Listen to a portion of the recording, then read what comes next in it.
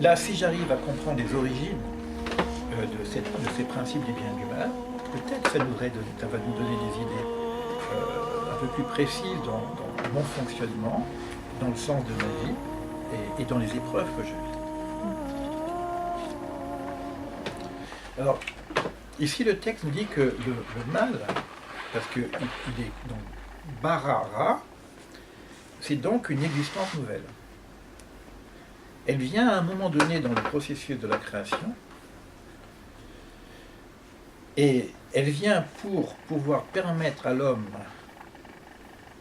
d'être dans le monde du travail et d'être éprouvé.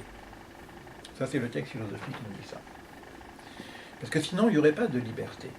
La liberté, c'est le libre choix. Où je suis libre, c'est quand j'ai deux possibilités, j'en choisis une. Mais s'il n'y avait que le un, c'est-à-dire que le tov, que le... j'ai pas de choix. Si tu prends par exemple le monde animal ou le monde angélique, où il n'y a pas le libre arbitre, si tu veux, c'est une vie instinctive du côté animal, il n'y a pas de mal. Un lion qui mange une biche, on ne va pas dire... le mal, il va venir à notre niveau parce qu'il y a une notion de moralité, etc. Mais il n'y a pas de mal dans ce qui se passe dans le monde de la nature. Et il n'y a pas de liberté non plus, dans le sens instinctif. Donc il y a une notion de besoin vital, naturel. Et dans le monde des anges, c'est pareil. Le monde des anges, il est bien cloisonné. Je veux dire que l'ange, il a une fonction, il fait que ça. Donc il n'a pas le libre arbitre. Donc, il n'y a pas d'ange qui dit, bon, on est marre de m'occuper de la pluie, est-ce que je ne peux pas m'occuper un peu de... Non, là, fonction. C'est comme des énergies, si tu veux. Le monde des anges, ce n'est pas des petits bonhommes avec des ailes, hein, c'est les grands principes de l'organisation du monde, quelque part.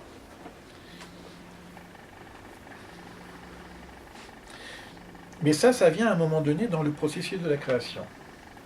Là, je lis le texte simplement, hein, je ne suis pas dans le texte métaphysique. Hein. Et il vient dire qu'il n'y a aucune trace de l'existence du mal avant qu'il soit créé.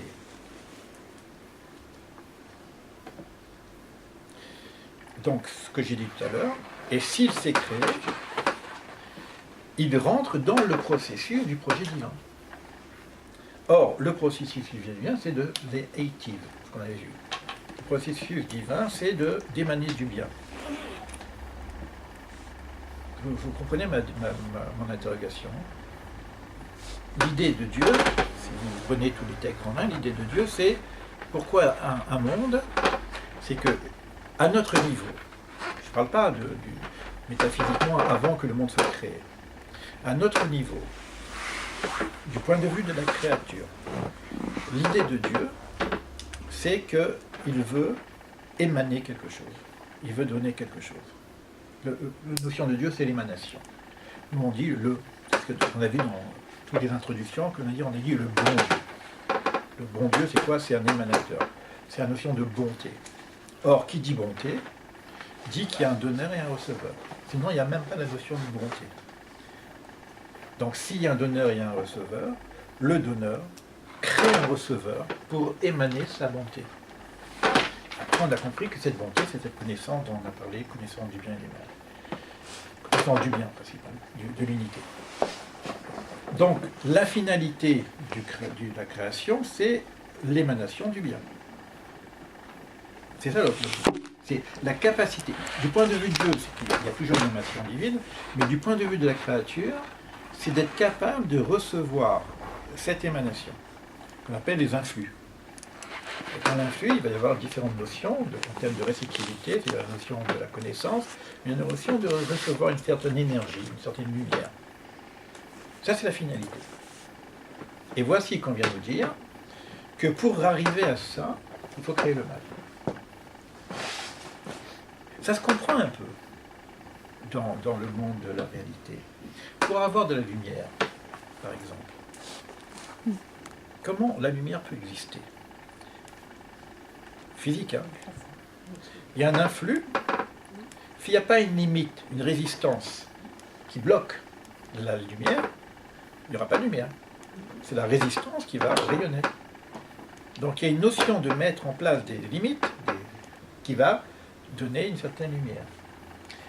La notion de lumière, elle n'a pas de sens s'il n'y a pas de keli, de réceptivité.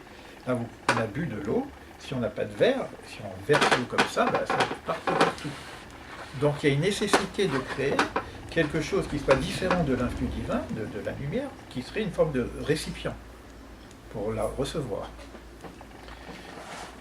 Donc il y a une idée comme ça qui permet au donneur de donner quelque chose dans la mesure où il y a une capacité à recevoir avec cette structure. Là, on va revoir ces histoires de séphiroth après. La séphira, c'est quoi une séphira? Ça s'appelle saphir, mais c'est une particule très particulière. Particule très particulière. Un peu comme les particules élémentaires, qui sont et lumière et atomes. Matière et lumière.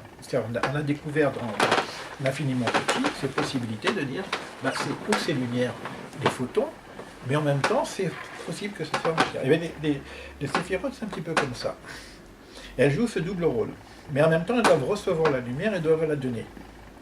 Donc on va voir comment le mal, l'idée du mal a été créée du point de vue métaphysique par rapport à cette structure du mal qu'on avait mis dans la Dame Kadmon, qui est avec des luminaires qui doivent recevoir de la lumière et redistribuer de la lumière.